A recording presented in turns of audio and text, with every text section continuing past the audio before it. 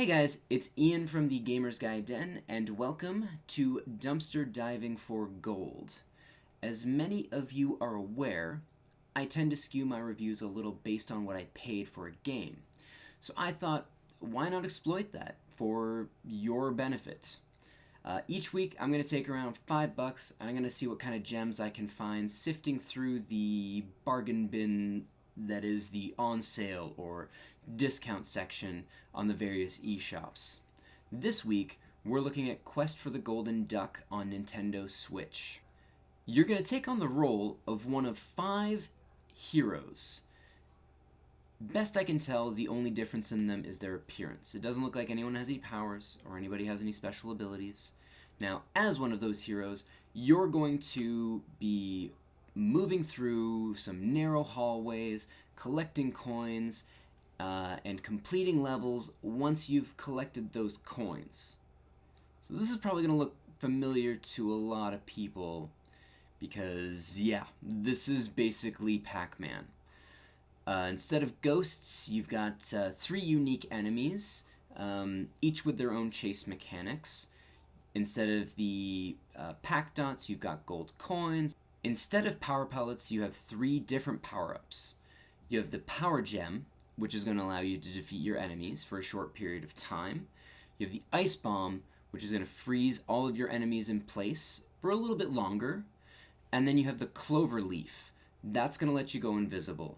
Now, it is handy to go invisible at times because some of the enemies' chase mechanics are based on sight.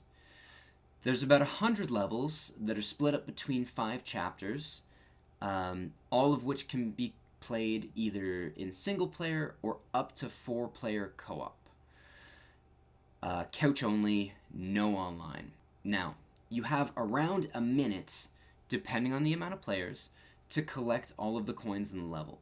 If you are successful in collecting all of the coins, you will get a bonus life and move on to the next stage. If you do not collect them within that time frame, you're still free to collect them. There's no penalty for going over, aside from not getting any bonuses. It does also include a PvP mode, which it's basically the same gameplay. You're still going to be trying to collect all the coins, trying to avoid the monsters, except in this situation, there will be a monster that's controlled by a human player. Now, it's going to let you play in 1v1, 2v1, or 2v2. There are additional monsters as well, but that's going to depend on how many people are playing. Now, back to the single-player campaign. I found the first 20-ish levels were fairly simple. It was basically a tutorial. Each couple of levels, they would introduce a new gameplay element, whether that be a new monster, the spike floor trap. There was also, all of the power-ups are introduced individually, and secret passageways. Now, the interesting thing about the secret passageways is if you only see 2 on the map, like the 2 little places, you know that point A will go to point B. Now, if there's 4 of them on the map, you don't know which one's going to lead to which. It's going to be kind of trial and error. Especially in a game where time does matter, I found that to be an interesting mechanic. Now, once I got through the tutorial levels, I did find that the difficulty actually ratcheted up quite a bit, and I was pretty happy with that. I found myself hard-pressed to get all of the coins within the time period, and I actually found myself dying quite a bit. The cool thing, or I guess kind of cool, is when you lose all of your lives, you actually have to go back to the beginning of the chapter. There's no checkpoints, there's no beginning again at the level. However many lives you have, that's it for the chapter. Now, one gameplay element I did forget to mention is that the monsters don't actually move until you touch your first coin. So you can kind of take a second and look and see should I go this path? Is this kind of my quickest route? Or do I go that way? Is there more coins over that way? And I found myself actually kind of strategizing a little bit before diving right into it. Now, the timer does start, so you don't want to spend too much time looking at the map, but you actually do have a second to kind of orient yourself and figure out what your best pathway might be before you jump right into it. So even though the gameplay is a little bit repetitive, I mean, it's really just Pac-Man. I did find that the interesting chase mechanics of the monsters, as well as the constantly changing level design, 'cause, I mean, there's 100 levels in here. Yeah, it kept me engaged. Now, I'm not gonna lie to you and say that I've played, 15 hours of this. I don't think this is a 15-hour game, but I have played a good hour, hour and a half, and I've I've had a good time with it.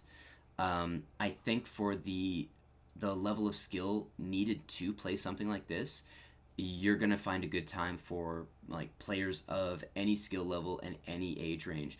And the interesting thing is the co-op and multiplayer, like, and competitive modes. This is gonna be a good time for a little like couch co-op party. Um, yeah. Now, you're probably wondering, as the show states, what I paid for this. 50 cents. 50 whole cents. It is on sale from now, when you are watching this, until September 14th. That's 2019, just in case you're watching this 7 years from now. Who knows? Regular price, it's $10. Now, would I have spent $10 on this? I would not have spent $10 on this. That's no. If I would have spent $10 on this, I would have been extremely disappointed with what it offers. But at 50 cents, this was an absolute steal. I mean, is it going to revolutionize the way I look at video games? No. Is it offering me a epic storyline with interesting characters and like moral dilemmas? No. But did I find at least 90 minutes worth of fun in this game? And am I probably going to bring it up the next time I have a couple friends over? Yeah, absolutely. If you're looking for something that's super cheap, if you're looking for a Pac-Man clone, I don't think you can get a Pac-Man game for 50 cents. It might be worth checking out.